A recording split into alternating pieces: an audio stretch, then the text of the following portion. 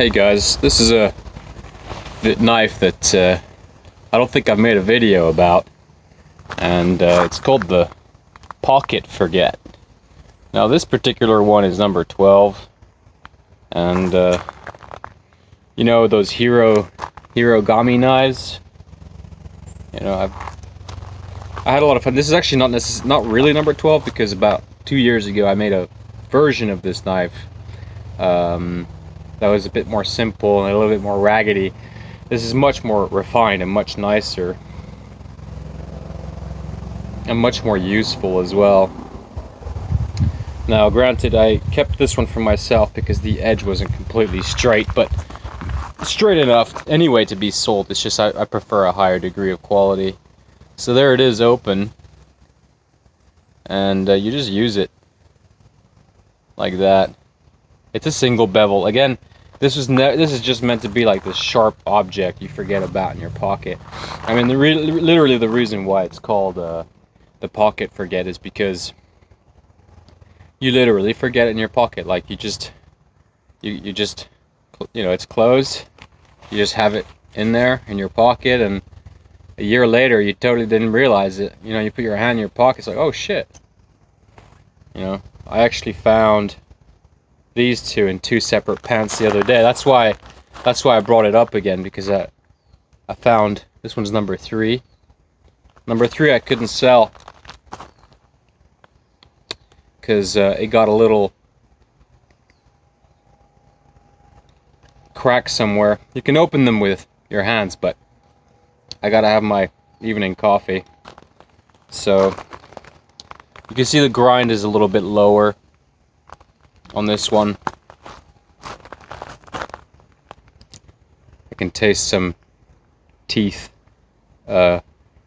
dust from opening that hardened steel with my teeth. But yeah, not too much has changed. I raised the grind a little bit because just so it's sharper, really. Just trying to close it. This one's a little tough because I only just found it in one of my pockets, and the copper has gotten a bit oxidized. And this was a super tiny one. This one's super cute. I found this one in a pair of sweatpants I forgot about as well, since last summer. But look at this. I'm inside the chicken coop, so just hold it with 2 fingers. They're all single bevel because it's pretty thick. It's like 2 millimeters thick, and there really isn't any way for me to get like a super fine. It's not like the scalpels, you know, like. And it just made sense to me. It just made sense to me to have them like this.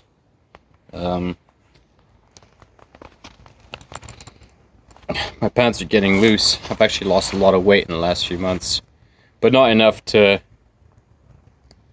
not call myself fat. So I'm still a fat ass. But yeah, they're like straightforward to make. They're pretty easy to make. But you got to know all the steps, because, for example, if you want to stamp a logo on the sides, you can't do that when it's finished. You got to do it before you even drill a hole for the blade.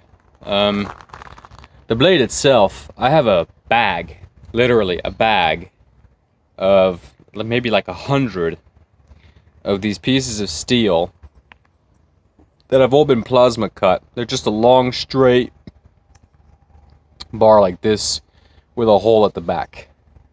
And where they're from a local manufacturer that mass produces kitchen knives, carbon steel kitchen knives.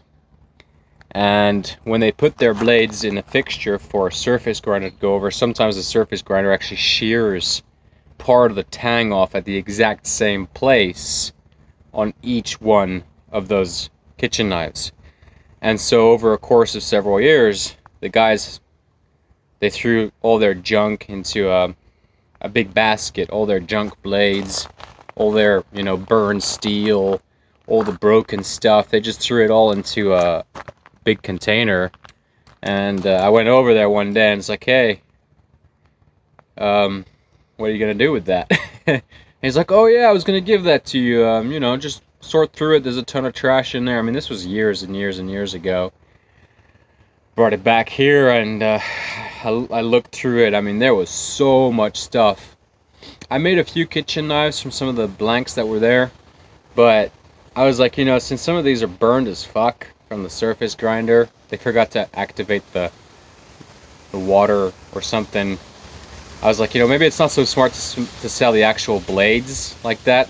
But none of these tangs have been grounded into, and they're all rock. They're super hard, these the steel. So it might be one of the reasons why they're actually shearing off. It's because the steel is so hard. He wanted a maximum hardness from the heat treat facility, so he gets them plasma cut, sent to Turku, where they're all heat treated by some pros, and then they're shipped back to some place else where they go through surface grinding, and then they go to this workshop. And then they go into some kind of dipping to cover the surfaces. And so by the time he gets them, you know, most of the blade work is done. He has to sharpen them and stick some handles on them. So he's got like a handle making process, assembly process. But yeah, there was like 100 of these little tang bits that were broken off, and the hole is where the blade hangs when it's dipped into the dipping compound for creating a coating. So none of these tangs actually have that coating. They're just ultra hard steel. I mean, he said he has his steel at 64 Rockwell hardness or something, or 65, so that's pretty hard. I don't really like steel that hard, but for a blade like this, it makes a lot of sense.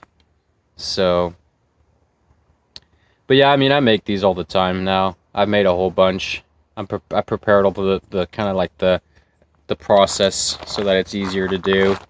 And if you guys are interested in these, they're right now like 29 euros on my website. You know, they take a little while to do, but it's a fun little gift. It's a fun little thing, really. It's a sharp little object you can have around. There's really nothing like complicated about it, and if the blade gets loose, right, you just tap the rivet with a ball peen hammer a couple times on a hard surface, not too hard. You know, just tap once or something, once or twice on both sides, and then just play with it and see. It kind of looks like a fish in a funny way. So, but I don't know. There's a few people who have some of these and they like them. They think it's fun.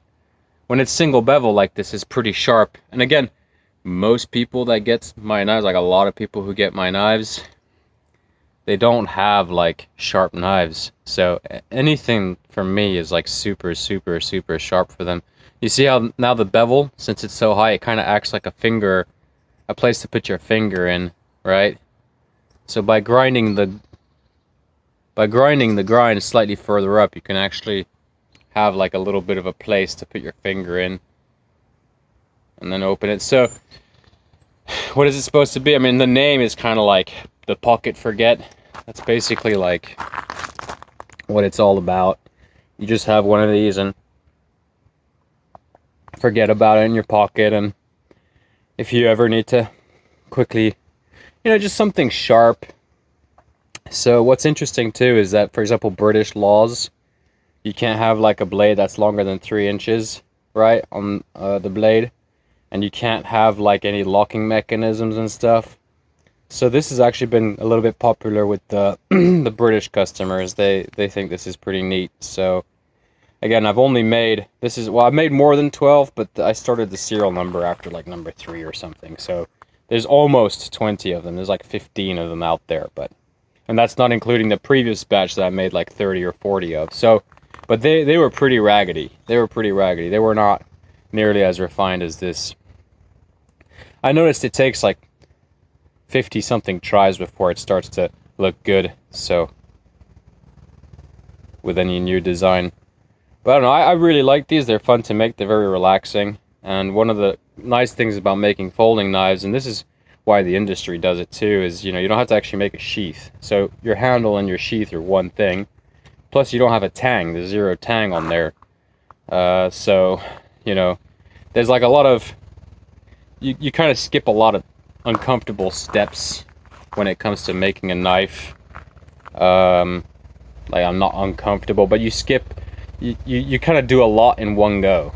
And when the blade is finished, it's finished. You know, you don't have to worry about the edge getting wrecked so much, because you can just, you know, you close the blade, put it in the packaging, and then off it goes. You don't really need a sheath for it. Now, the nice thing with this rivet up here is that I do have a necklace somewhere where I can clip it in and pull it out, but I don't know, it's like, it's a lot of work to do like all those things by myself. So I try to keep like things pretty simple between different projects. Like if I had to do a Kydex sheath for every single one of these and a lanyard, I wouldn't be doing it. You know, I still have to do it for all of these and all the rivet lock bolkers and all the kitchen knives, and you know, like it looks like this one. This is basically what it looks like. It just clips like that and then you pull it off. So it works, it's nice. But you know, at some point in time, I'm gonna have to get myself some apprentices if I'm gonna, you know, make everything absolutely 100% awesome and perfect. So, but as you can see, the lip here, it sticks out, and the reason that sticks out is to support the spine. So it's actually kind of important that it sticks out the front there like that, so you can actually apply a little bit of force. Maybe I make a fire making video with this, but again, this is really just supposed to be like fun, you know, and cool and nice to make, and you know, slightly gimmicky in a sense. It's, you know, carbon steel once again.